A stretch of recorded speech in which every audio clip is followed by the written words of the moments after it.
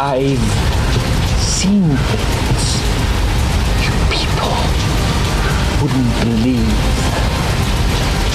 Attack ships on fire, flying off the shoulders of Orion.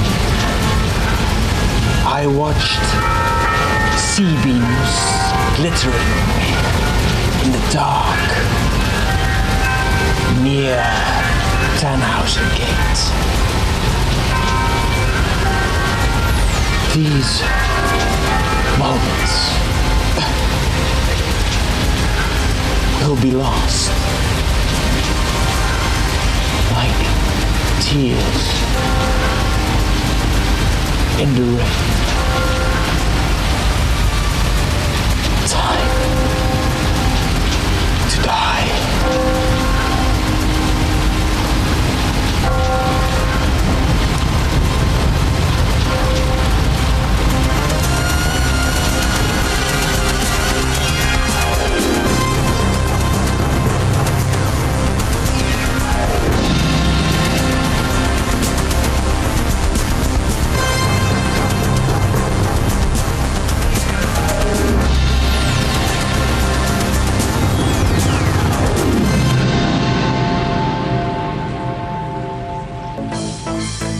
Welkom bij een nieuwe aflevering van Cinimma. This is the beginning of the end, want dit is de laatste aflevering die we voor jullie zullen maken. We gaan naar het International Film Festival in Rotterdam. We hebben een bioscoop top 5 en natuurlijk filmreleases. Veel kijkplezier.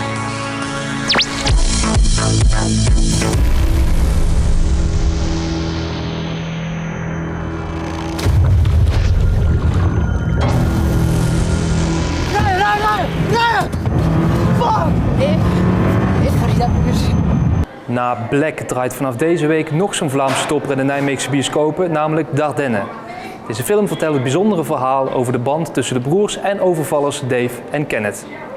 Kenneth en Dave plegen een overval die volledig fout gaat. Dave ontsnapt, maar Kenneth gaat de cel in. Dave heeft ondertussen zijn leven gebeterd en probeert Kenneth na vrijlating ook op het rechte pad te brengen.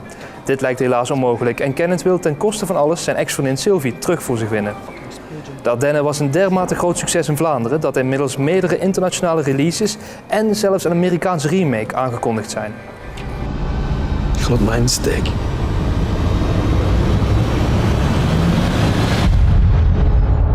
Je weet gewoon niet altijd te kiezen. Voor weer dat wordt. Wanneer gaat dat dan zeggen? Op wat voor soort gasten dat je valt. Is dat hier allemaal ziek? Wat gaat dat doen? Je morgen onder een auto lopen en in een kerkje terechtkomen. We kiezen niet voor, hè. Kenny. Allemaal loeren. En weet je, de goesting in een pannenkoekje.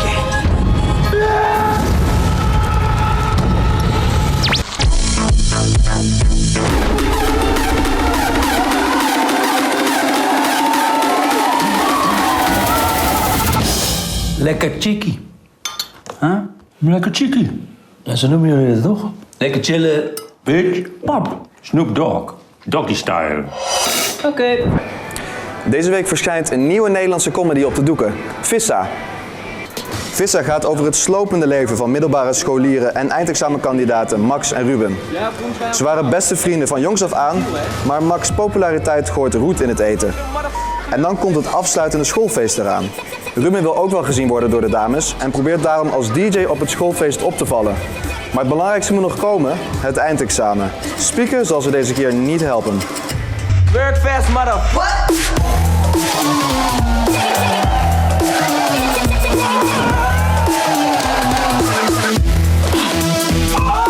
Waarom de fuck kijkt niemand ons aan, hè? Wij dachten aankijken is uitdagen. Ja, net als bij apen. Sorry, nee! Marok, echt iets voor jou dus lijp met Mokro. Dus met Ali B. Hé, maar ben jij een Mongool of niet?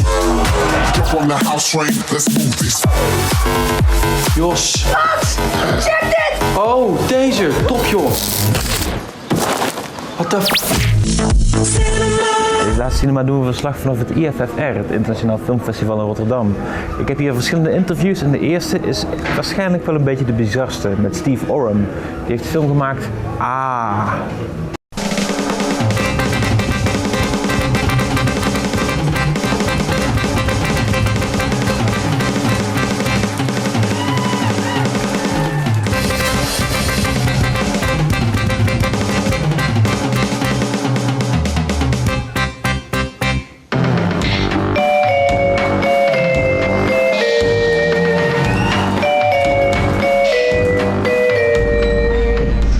My film is a film where no one speaks in language, everyone speaks like apes.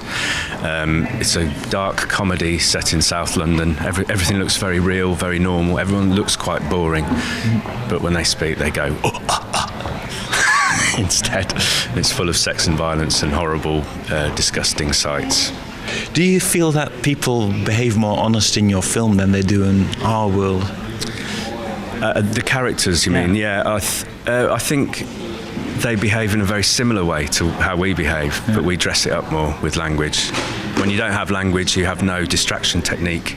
Yeah. See, language is just, we dress ourselves up, it's another piece of clothing, you know, we just dress ourselves up as these sort of rarefied intellectual beings, or whatever we're pretending to be through language. But actually, when you look at people and how they behave to other people, there's so much bullying, there's so much horrible, there's a lot of awful sex going on. You know, it's very similar to what's going on. People aren't ripping other people's arms off as much in our world, but they do similar revolting things to each other, I think. This film was funded by myself and put together with a very low budget. Did you throw any material away once you saw it? You thought, well, this isn't good enough? I threw nothing away. After we shot the film, or during the process?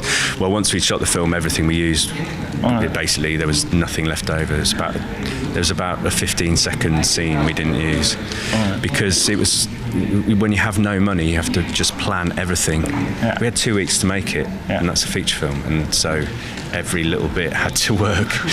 And it's credit to the actors, because they were brilliant and they nailed it. Before this, you also wrote Sightseers and starred in it. Did that teach you much about directing yourself? I probably learned more about directing from doing short films than from doing Sightseers, because I was a writer and actor on that. And obviously watching Ben was brilliant. Ben Wheatley, director, you know, he's an amazing director and brilliant with the actors, and that sort of informed how I approach working with actors to an extent. But I think practicing on short films was the thing that really got me into the stride of being a director or whatever. I don't really like the term director. I sort of think the hardest bit is in the writing, and the writing is the hard bit, and then when you get to making it, that's all just fun, really. But you can prepare everything else in your writing if you're doing both. That's right, yeah. So in our, it was all written with the location in mind, because we knew the location and we knew what money we had. None. So we had to, it was a process of stripping everything out and making it very easy to make, basically set in a flat and also around, you know, the local area, just in the streets and a few simple locations. So that was all we had, yeah. I understand you just borrowed someone's flat. Yeah, we borrowed someone's flat, and I think they're still cleaning it up. You said in another interview that you did write dialogue at first. Yeah, that's right. It was the whole script was written in English language. It's very well structured, sort of very formally, tightly written scripts. And then when we got on set, we threw the script away, and everyone sort of approximated the words with whatever ape sounds they wanted to make, really, and everyone came up with something quite different. It's quite funny. Everyone has their own inner ape, I think. You've probably got one. Yeah, you definitely. Well, we are apes, really. We are apes, really. That's sort of the conclusion of my film. En we zijn weer terug in Rotterdam. Ons tweede interview is met een van de mededingers naar de Tiger Award, Elizabeth Subrin. Ze maakte de film A Woman Apart.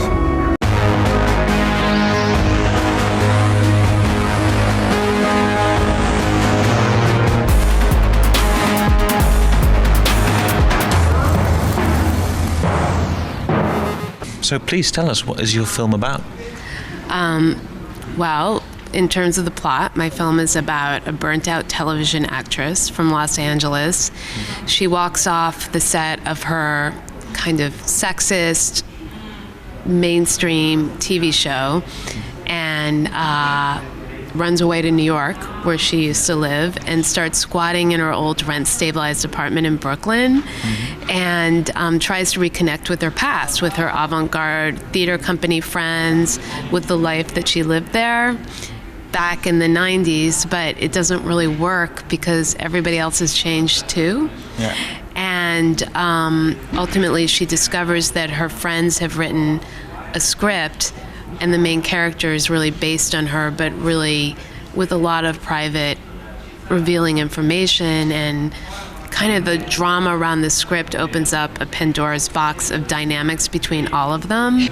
I guess I was thinking a lot about identity and how, especially in an era of social media, we are always only presenting a part of ourselves. Like whether you're on Facebook or selfies or whatever, you're basically designing a public identity, which is completely bullshit.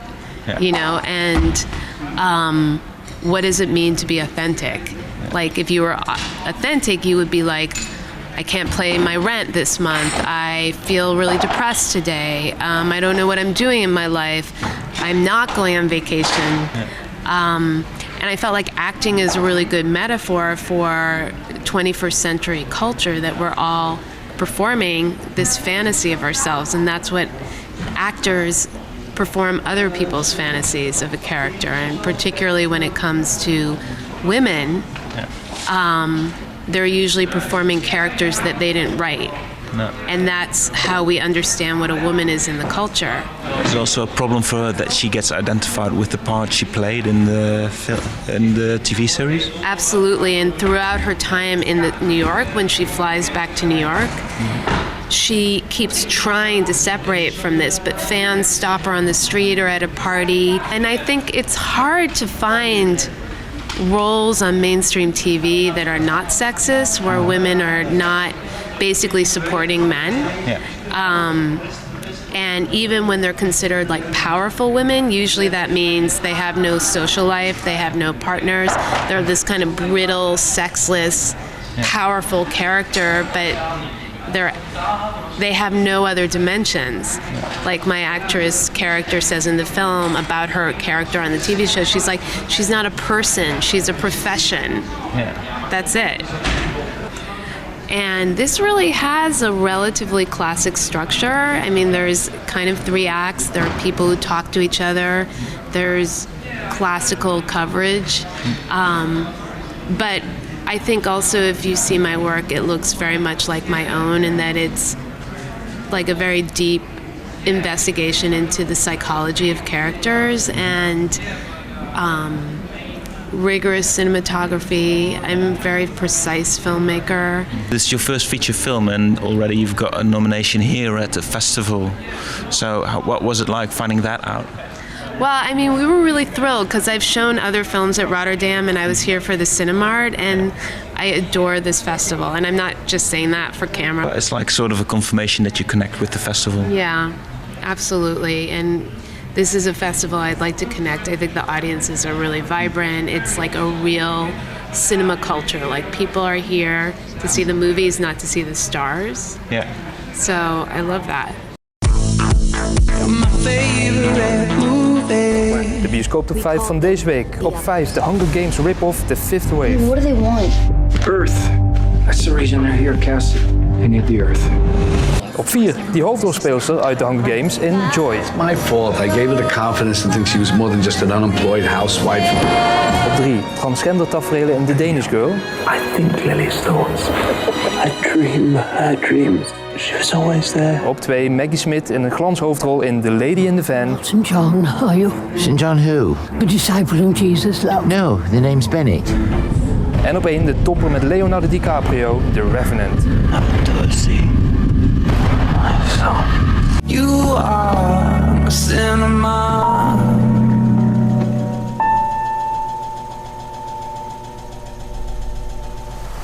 Nhọnว่ามองนี้เคยเป็นเมี่ยงมาแต่เก่า ดวงวิญญาณของพระราชาสมุนันท์น่ะ กำลังดูดเอาพลังจากทหารซุมื้อนี้นี่ล่ะไปเหตุการณ์สู้รบ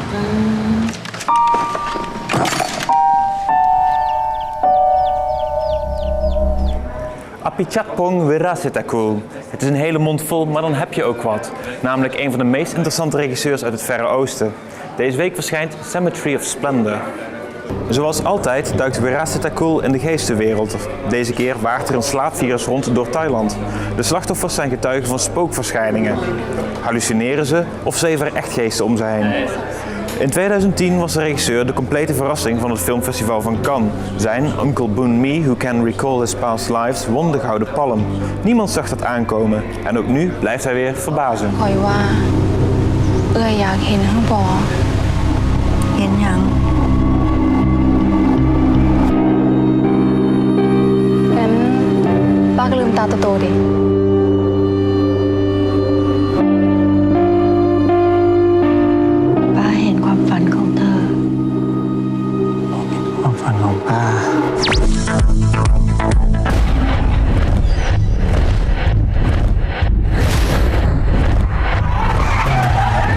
Pull over for inspection. Sorry, sir, I can't do that.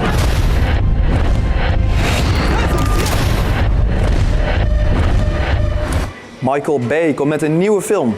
Deze week geen Transformers, maar een verfilming van de Amerikaanse bestseller 13 Hours Secret Soldiers of Benghazi.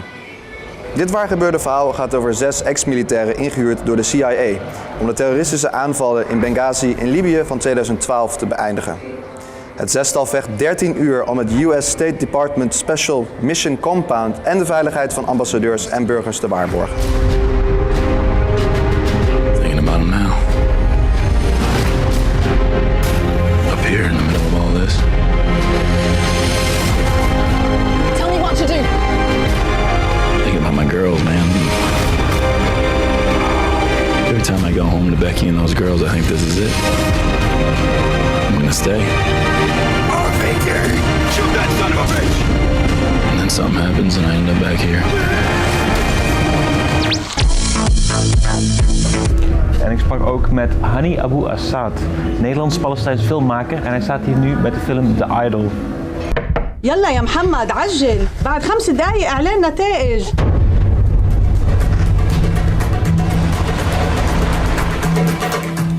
De film gaat over eigenlijk de tocht van Mohammed Assaf, een zanger uit Gaza, die in 2013 de Arab Idol Show heeft gewonnen.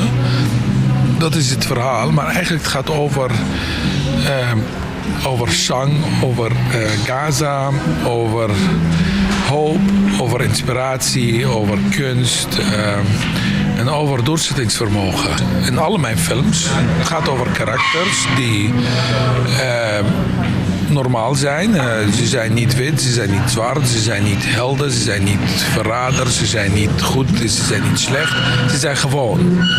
En ze worden gedwongen om een keuzes te maken. Ze moeten iets worden, zwart of wit. En natuurlijk dat is tegen hun natuur. Hun natuur is dat ze gewoon zijn. Dus ze worden gedwongen om een keuzes te maken. En bij op het moment dat ze die keuze hebben gemaakt, verliezen ze wie ze zijn. En vandaar eigenlijk gaan ze dood, meestal in mijn films. Dit keer, hij gaat winnen, maar hij verliest wie hij is eigenlijk. Na het succes van Paradise Now was het ook mij te veel geworden. Eigenlijk hetzelfde proces als Mohammed Assaf. De Idol is een goede... Eigenlijk het gaat over mij, de Idol, dan over iemand anders. Maar na het succes van Paradise Now, het werd mij te veel. Dus ik was bijna 8 jaar heb ik niks gedaan, niks kunnen doen. En ik was, en wat ik deed was het niet goed, omdat ik niet klaar voor was. En ik had tijd nodig, ik had waarschijnlijk een soort dip nodig om weer bovenop te komen. Om jezelf te ontwikkelen heb je allebei nodig. Heb je zeker succes nodig, erkenning. Wat is succes? Erkenning, dat mensen jou herkennen. Dat je begrijpt waar ligt jouw talent. En dan moet je ook falen om te begrijpen waar jouw zwakke punten zijn. Ja. Dus dat is goed, dan kan jij jezelf ontwikkelen. Hoe ben je aan deze film begonnen? Kreeg je het script in handen? Bent u zelf begonnen met script? Inderdaad, de producent Ali Jafar stuurde mij een script die al geschreven zijn. Ik vond het idee heel goed, het script niet zo goed. Ik heb opnieuw beginnen met... Ik zei ja, ik doe het dan, maar op voorwaarde dat ik opnieuw ga schrijven. Ik heb het helemaal opnieuw geschreven en dat is nu het resultaat. Ik geloof...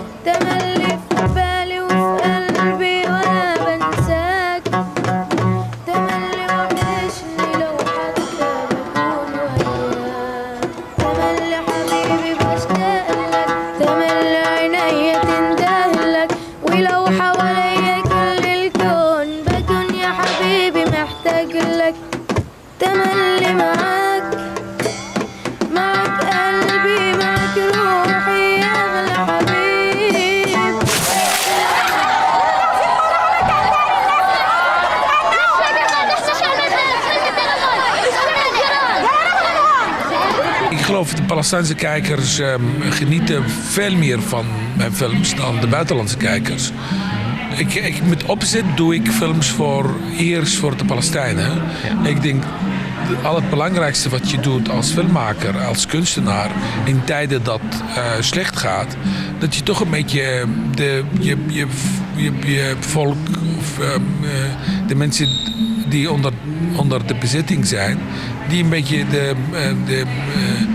de inspiratie hoog houdt en dat jij gewoon dat je probeert hoop te geven.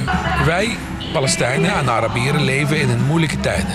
Bijna in de donkere middeleeuwse tijden van Europa.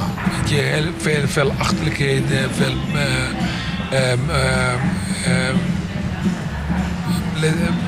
fanatisme, geweld, verdeeldheid. Mohammed Assaf heeft ons met zijn stem en zijn zang en zijn kunst heeft hij gewoon ons trots laten voelen. En dat jij in jezelf wel gelooft.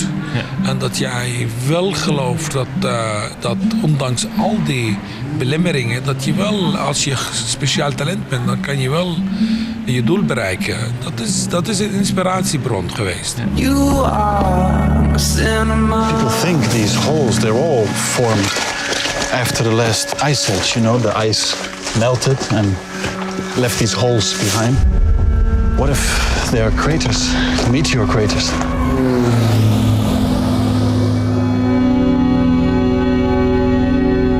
Het IFFR werd dit jaar geopend met Beyond Sleep. En voor wie die naam bekend voorkomt, inderdaad. Het is een verfilming van de literaire klassieker Nooit meer slapen van W.F. Hermans.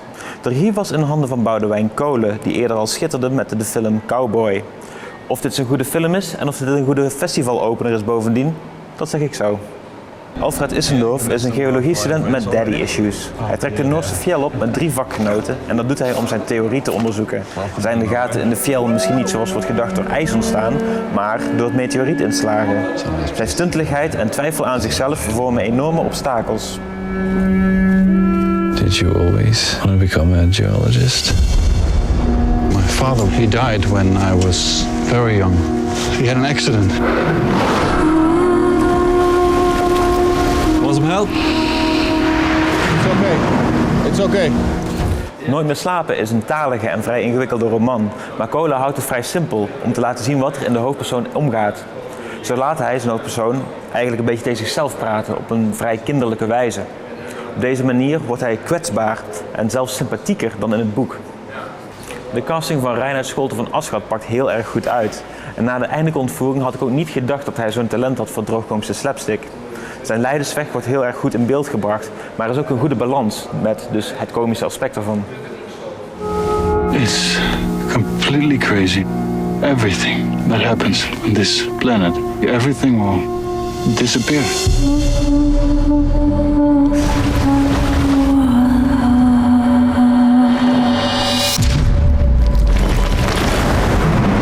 Hallo?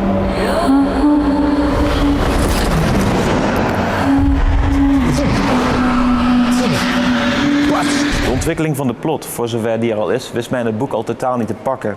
En ook in Beyond Sleep wordt het af en toe behoorlijk slepend. Van de actie moet je bij deze film dus niet hebben. Boudewijn Kolen is een talentvolle regisseur en dat laat hij wat mij betreft hier ook weer mee zien. Maar nu mag hij wel een project uitkiezen waarmee dat wat beter uit de verf komt. Beyond Sleep is best een goede film, maar volgens mij kan hij beter. Ja, dat was het. 2 jaar lang Cinimma, elke week een uitzending. Nou ja, hoe vonden jullie het, Lucas? Voor mij persoonlijk een super ervaring. Ja, voor het laatste half jaar? Ja. Oké, goed. En Luc? Ik ben een unieke filmervaringrijker. Unieke filmervaringrijker. Nou, heel mooi. Ja, goh, we willen graag iedereen bedanken die aan het programma heeft meegewerkt. Dus de bioscopen, natuurlijk alle gasten die we hebben gehad en alle mensen ook achter de schermen die ons een hart onder de riem hebben gestoken. Bedankt voor al jullie stenen en dat soort dingen. Er is nog 1 Comic Soon trailer die eraan komt, Moonwalkers. En voor de rest nog een filmagenda. En voor de rest, wat zou ik zeggen, hè? Blijf films kijken. Blijf films kijken en natuurlijk een hele dikke doei. Daarbij.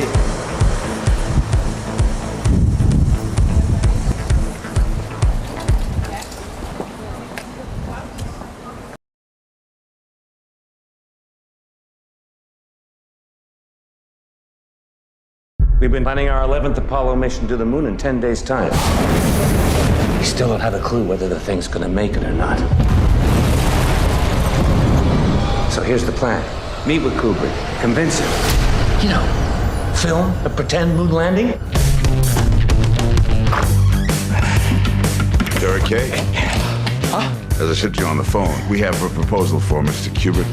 Cool. There's a considerable amount of money in this project. All you've got to do is sit in there for 5 minutes and pretend to be Stanley Kubrick. We decided that there's only one man in the world that can pull this off. And that man is?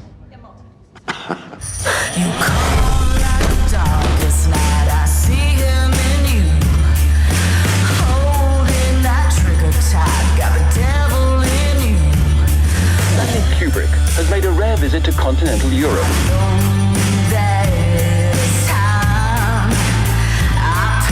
Nice shirt, dude. Hey there. Do you really want to go back to your boss and tell him that you don't have Stanley Kubrick and you don't have the money? We must be the only hope you've got. Is Renata Sin? We want to know if you'd be interested in making a film. We need it in 7 days. I can't make a film in 7 days. Bounce to be 3 years. What if we doubled your money? Do you think I'm a whore? I'm an artist. Triple. Okay.